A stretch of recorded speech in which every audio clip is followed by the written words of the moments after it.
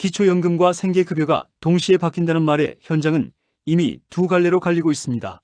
어떤 분들은 이제 진짜 숨통이 트인다고 하고 어떤 분들은 또 뭐가 깎이는 거 아니냐며 더 불안해합니다. 이 혼란의 중심에는 하나의 숫자가 있습니다.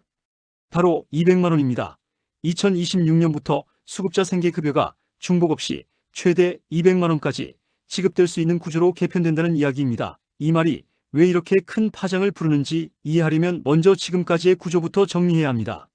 지금까지는 기초연금을 받으면 생계급여에서 그대로 깎이는 구조였습니다. 그래서 기초연금이 오를수록 생계급여는 줄고 두 제도를 합쳐도 생활이 크게 나아지지 않는 경우가 많았습니다. 이 때문에 기초연금 인상 소식이 반갑지 않은 수급자들도 적지 않았습니다. 그런데 2026년을 기준으로 이 구조가 바뀝니다. 단순히 금액을 올리는 게 아니라 계산 방식 자체를 다시 짜는 방향입니다. 그래서 오늘 이야기는 얼마를 더 받느냐보다 왜 200만 원이라는 숫자가 가능해졌는지를 풀어보는 이야기입니다. 첫 번째 사례부터 보겠습니다. 혼자 사는 70대 어씨는 생계급여를 받고 있습니다. 기초연금은 일부만 반영되거나 체감이 거의 없었습니다. 그래서 그동안 두 제도를 합쳐도 월 생활비가 늘 빠듯했습니다. 그런데 2026년 개편안에서는 기초연금이 생계급여를 깎는 요소가 아니라 생활비 기준을 채우는 요소로 재배치됩니다. 쉽게 말해 기초연금과 생계급여가 서로 싸우지 않고 역할을 나눠 갖는 구조로 바뀌는 겁니다.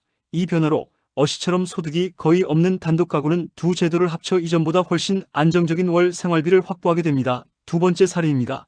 60대 후반 B씨는 기초연금만 받고 생계급여는 항상 탈락해왔습니다. 소득 인정액 기준에서 기초연금이 발목을 잡았기 때문입니다. 그런데 2026년부터는 기초연금 전액을 소득으로 보지 않는 구조가 더 강화됩니다. 그 결과 기존에는 문턱에서 탈락하던 가구가 다시 계산 대상에 들어오게 됩니다.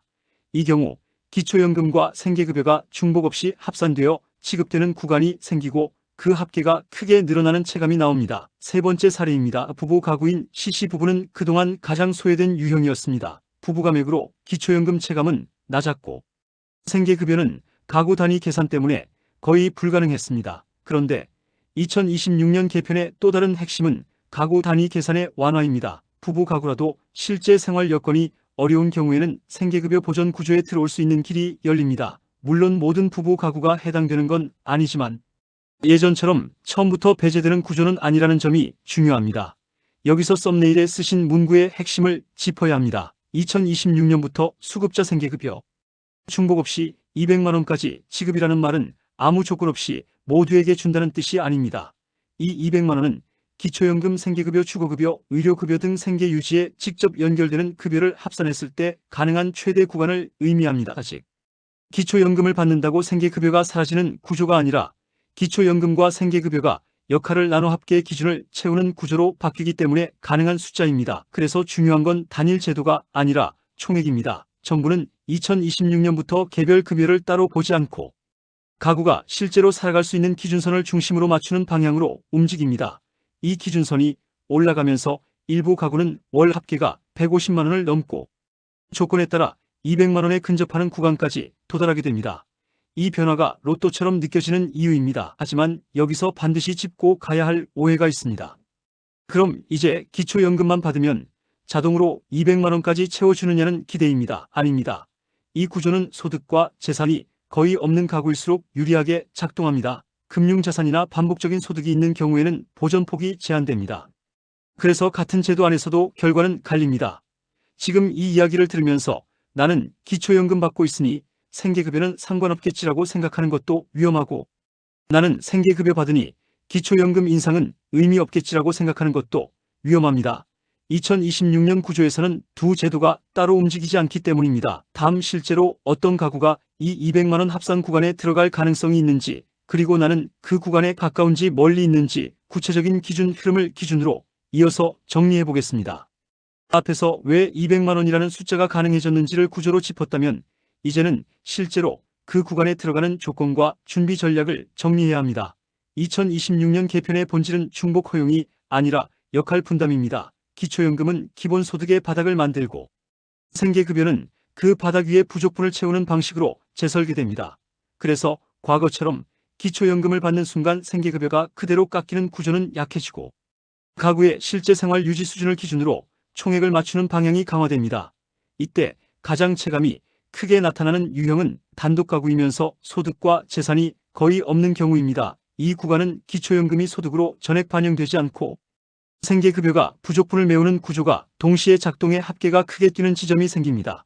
반대로 단독가구라도 금융자산 이자나 반복적인 소액 소득이 있으면 보존폭은 제한됩니다. 그래서 핵심은 금액이 아니라 흐름입니다. 다음으로 부부가구를 보겠습니다. 부부가구는 과거에 가장 불리했지만 이번 개편에서 계산 완화의 수혜를 일부 봤습니다. 부부가맥으로 낮아졌던 기초연금 체감이 생계급여 보존 구조와 맞물리면서 특정 조건에서는 합계가 눈에 띄게 개선됩니다. 다만 두 사람의 연금 합계와 재산 규모가 관건입니다. 이 구간은 한쪽의 소득만으로도 전체가 영향을 받기 때문에 준비가 더 중요합니다. 신규 신청자의 경우도 중요합니다. 신규자는 인상 혜택을 자동으로 받는 게 아니라 재편된 기준으로 처음부터 계산됩니다. 그래서 2025년에 문턱에서 탈락했던 가구가 2026년에 다시 계산 대상이 될 수 있습니다. 이때 흔한 실수는 기초연금만 보고 신청 시점을 판단하는 겁니다. 판단 기준은 언제나 합계입니다. 기초연금이 오르더라도 생계급여가 줄어들 수 있고 반대로 기초연금 인상과 함께 생계급여가 새로 발생해 총액이 커질 수도 있습니다. 그래서 반드시 합계 시나리오로 봐야 합니다. 이제 시행 전략을 정리하겠습니다. 첫째, 가구 유형을 명확히 하십시오. 실제 단독인지 주소만 분리된 부부인지에 따라 계산이 달라집니다. 둘째, 최근 12개월 소득 흐름을 점검하십시오. 반복적인 소액 입금은 소득으로 해석될 수 있습니다. 셋째, 금융자산의 성격을 정리하십시오. 생활비로 쓰이는 자금인지 장기간 유지되는 자산인지 설명 가능해야 합니다. 넷째, 연동 효과를 미리 확인하십시오. 기초연금 인상이 생계급여와 주거의료급여에 어떤 영향을 주는지 합계 기준으로 확인해야 합니다. 다섯째, 상담 질문을 바꾸십시오. 얼마를 더 받느냐가 아니라 2026년 기준으로 우리 가구의 생계유지 합계가 어떻게 변하느냐를 물어야 정확한 답을 얻습니다. 여기서 많이 나오는 오해를 바로잡겠습니다. 이제 모두 200만 원을 받는다는 기대입니다. 아닙니다. 이 숫자는 최대치입니다. 조건에 따라 접근 가능한 상한선일 뿐 모든 가구에 동일 적용되는 금액이 아닙니다. 또 하나의 오해는 자동 반영입니다. 일부는 자동이지만 연동되는 경우에는 재계산과 확인이 필요합니다. 가구 정보 계좌 정보가 최신이 아니면 반영이 늦어질 수 있습니다.